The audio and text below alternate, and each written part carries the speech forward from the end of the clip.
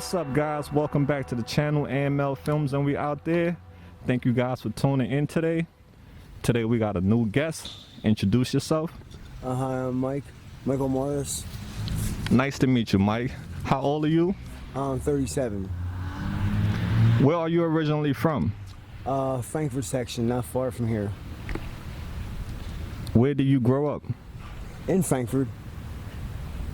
Tell me a little bit about your childhood. I was raised by my mom, grandma, and uncle.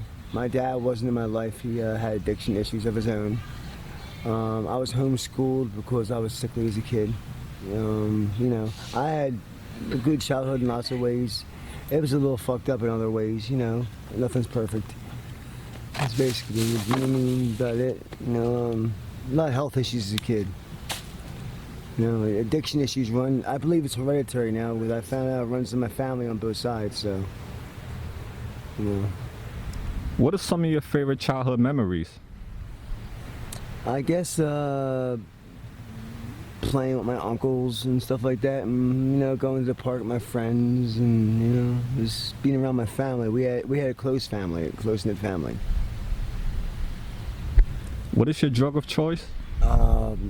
Well, heroin. Well, actually nowadays it's fentanyl, even though, but opiates, put it like that. How long have you been using that for?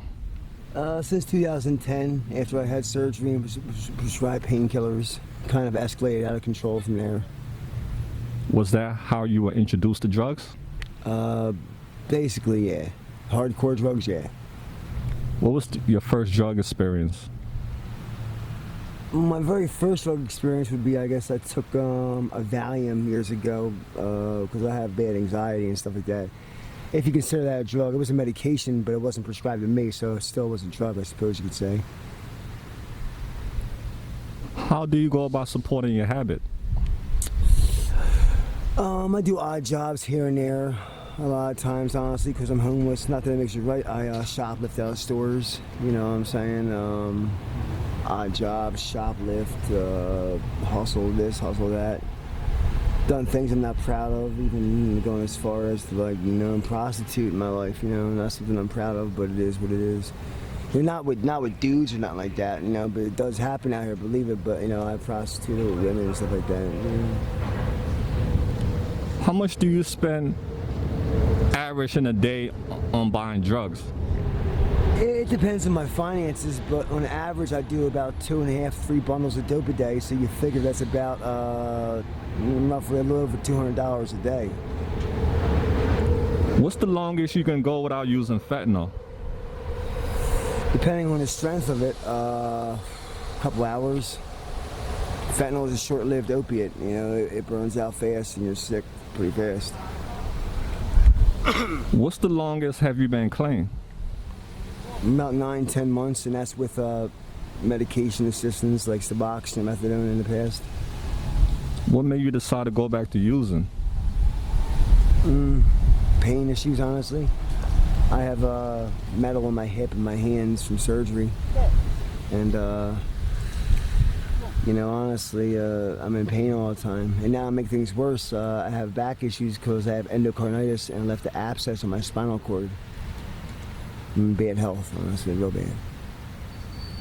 Sorry to hear that, brother. I wish, your situation turned around for the best. What's a day out here look like for you?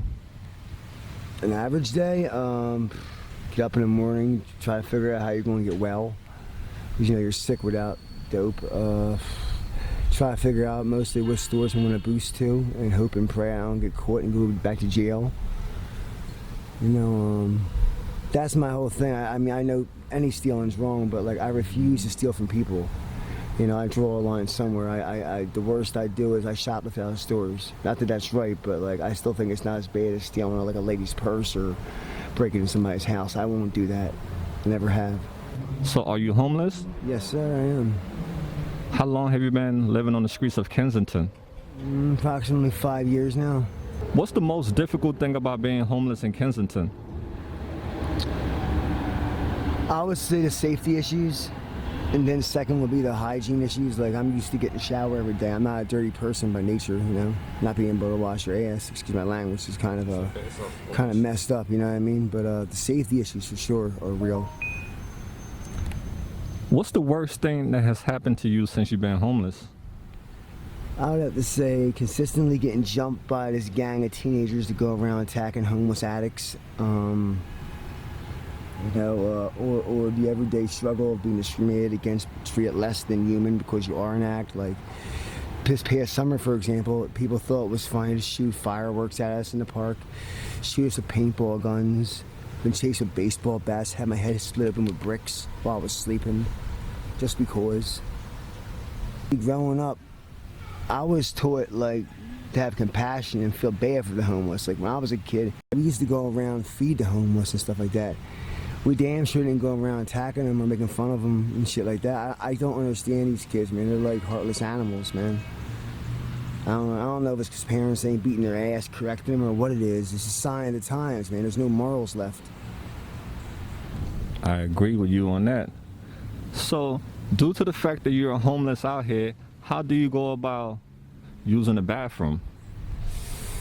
Outside, brother. You know what I'm saying? Like, you know, you gotta shit. You find a little ducky spot to shit outside. Peeing, well, you know, I'm a guy. All guys have pissed outside. That's pretty easy enough. But taking a dump outside, wiping yourself is one thing. But then, you know, it's hard because, you know, you have to wash your hands when you're done. That's why hand sanitizer comes in handy, of course.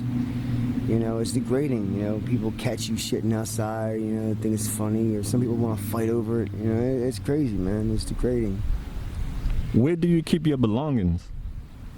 You know, I travel light as I can. You know, most of my stuff I have in the world is in my backpack right here. You know. Where do you sleep?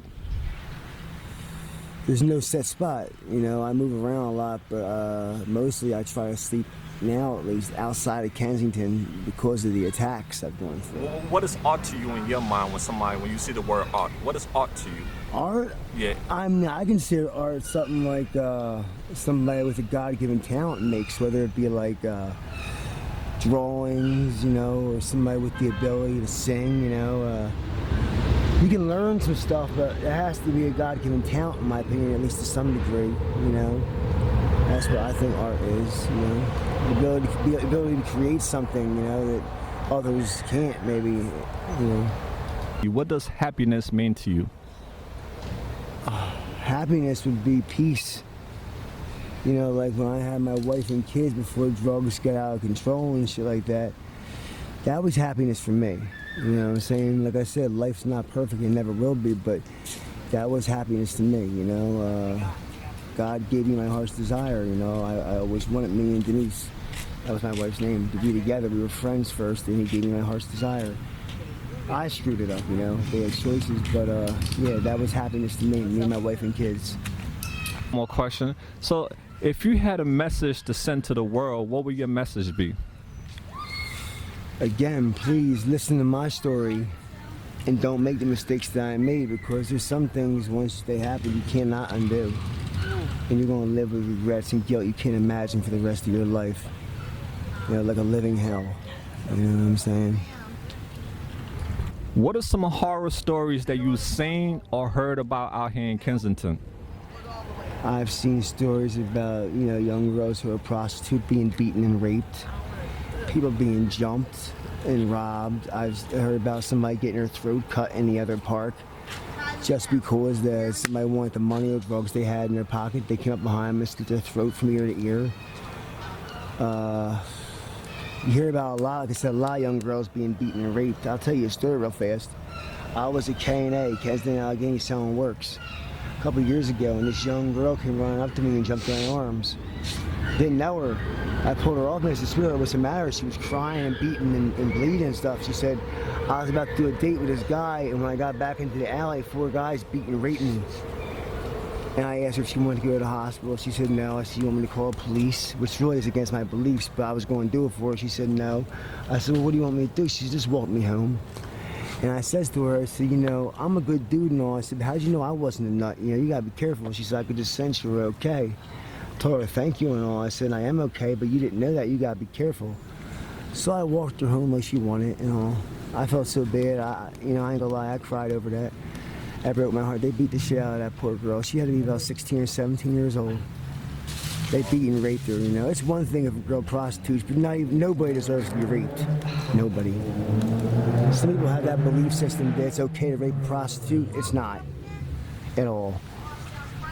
To the audience member that's watching this video, what are some things that you're in need of that they can help you with, or I can help you with?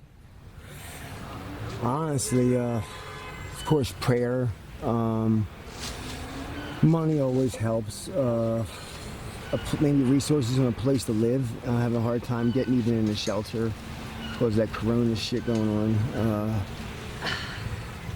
You know, I'm working on some legal issues right now. I have a warrant for absconding. I'm trying to get it lifted. Nothing serious, but